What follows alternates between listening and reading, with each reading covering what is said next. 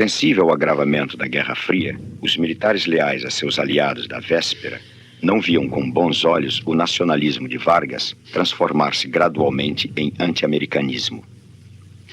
A nomeação de João Goulart para o Ministério do Trabalho alarmou os industriais e os militares que temiam um Perón brasileiro. A esmagadora vitória para prefeito de São Paulo de um obscuro professor moralista sobre os candidatos do PSD e da UDN mostrava que a classe média poderia inventar com gênio um populismo à sua imagem. O jornalista Carlos Lacerda empregava uma linguagem virulenta para denunciar a imoralidade e a corrupção. Em 1954, Vargas estava na corda bamba. Os velhos e sediços temas do continuismo, da república sindical, da corrupção, foram agitados e desta vez com a mais profunda ressonância em todos os setores da atividade nacional. Era uma campanha organizada, era uma campanha fortemente financiada, era uma campanha como jamais se viu no Brasil contra um homem público. Vargas resistiu quanto pôde, sem o apoio da grande imprensa nacional. Tendo toda ela unanimemente contra os objetivos do seu governo, ele prosseguiu na realização de sua política de defesa intransigente dos interesses do povo e dos interesses da economia nacional. Em determinado momento, essas forças mais aguerridas e melhor organizadas passaram a exercer contra ele uma ação de natureza político-militar. A conspiração se fazia abertamente nos quartéis, sem que pudesse ser controlada ou debelada. E no país, no meio civil, através de entidades de classe, através de mobilização da opinião pública pela imprensa escrita, falada e televisionada, foi se adentrando um clima de hostilidade. O atentado contra Carlos Lacerda, que custou a vida do major da aeronáutica Rubens Vaz, desencadeou o golpe contra Vargas. Tramado por amigos do presidente, a sua revelia e executado por ordens diretas de sua guarda pessoal, o atentado escandalizou a nação. Sobretudo os companheiros de farda de Vaz, que organizaram a chamada República do Galeão, precursora dos futuros inquéritos policiais militares destinados a apurar delitos de civis. Ao saber do atentado, Getúlio comentou: esta bala não era dirigida a Lacerda, mas a mim. Eu queria perguntar a Gregório Fortunato, como chefe da guarda pessoal do ex-presidente, a quem ele devia direta e imediatamente obediência nessas funções. Não aceito pergunta de jornalista. Coronel Scarpa. Então eu, Coronel Scarpa, vou perguntar ao Gregório a quem devia, como chefe da guarda, imediata obediência. Era o chefe da Casa Militar e ao presidente da República. O ultimato do alto comando do Exército, endossado pelo próprio ministro da Guerra Zenóbio da Costa, foi entregue a Getúlio na manhã do dia 24 de agosto de 1954.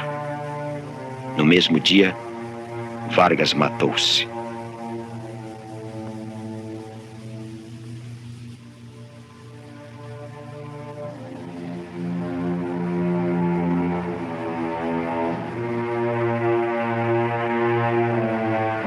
Dessa vez a bala atingiu seus adversários. A reação do povo surpreendeu os que precipitadamente julgavam ter vencido Vargas. A multidão enfurecida queimou os caminhões dos jornais da oposição, enfrentou a polícia, apedrejou a embaixada americana. O homem das ruas amava Vargas e para ele a carta-testamento não deixava dúvidas. Getúlio fora vítima dos que combatiam suas qualidades, não seus defeitos. Os inimigos do trabalhismo e os opositores da nacionalização das riquezas do país. A dor e a indignação do povo não podiam ser explicadas sumariamente pela ignorância. Embora o populismo varguista camuflasse um regime paternalista debaixo da retórica democrática, ele era melhor do que seus inimigos da direita. Com Getúlio, o capitalismo pelo menos incorporava as massas. Com todo o empreguismo e favoritismo, o salário aumentava. Havia a possibilidade de alguma barganha, de um lucro social conquistado pelo próprio povo. O esgoto, a bica, a estabilidade no emprego o salário mínimo. Matando-se, Getúlio neutralizou as vantagens políticas que seus adversários haviam acumulado.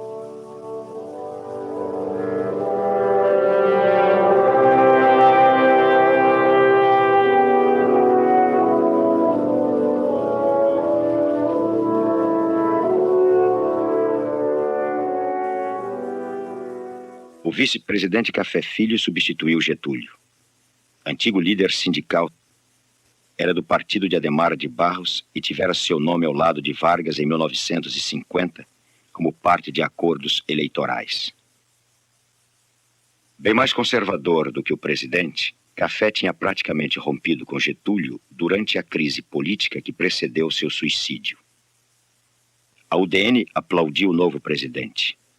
Seu ministério era conservador e os ministros militares, com exceção do general Lott, eram notórios antigetulistas.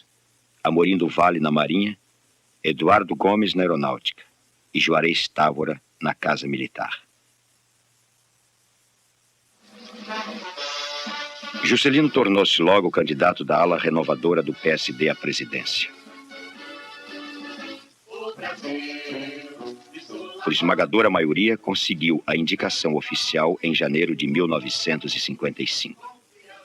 Estava seguro de que havia chegado sua hora.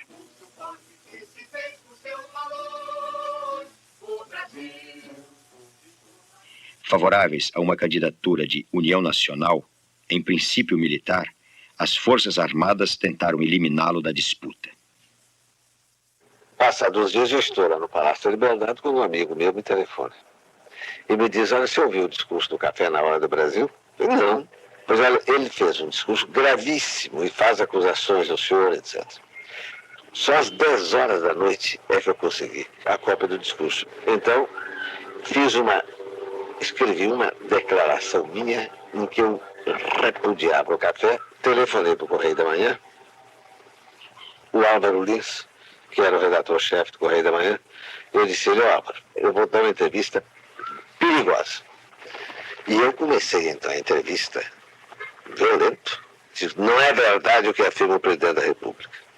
Quer dizer, o presidente da República está mentindo, né? E fui para aí desdizendo. E depois repeti a minha frase. Já disse que Deus me poupou o sentimento medo. Isto me leva a continuar com a bandeira na minha mão. E esta irá até o catete, a menos que me matem no meio da jornada. Juscelino resistiu. Contava com a adesão de Minas e com a fidelidade dos 30 mil homens em armas que comandavam em seu estado. E passou a percorrer febrilmente o Brasil em campanha. Reivindicando uma velha amizade com Getúlio, tendo apoiado o ex-presidente em seus dias de crise. Juscelino era o homem capaz de tornar viável a aliança do PSD com o PTB. Para selar essa aliança, João Goulart foi indicado candidato à vice-presidência. Adhemar tentou logo herdar o voto dos trabalhadores. Os nostálgicos do integralismo lançaram Plínio Salgado. Apoiados pela UDN, os velhos caciques do PSD lançaram o nome do ex-governador de Pernambuco, Etelvino Lins. Diante da falta de expressão dessa candidatura, a UDN resolveu apresentar Juarez Távora. Ex-líder tenentista, chefe político nordestino, Távora opunha-se aos militares nacionalistas. Como seus aliados da UDN, defendia a austeridade econômica e o combate à corrupção.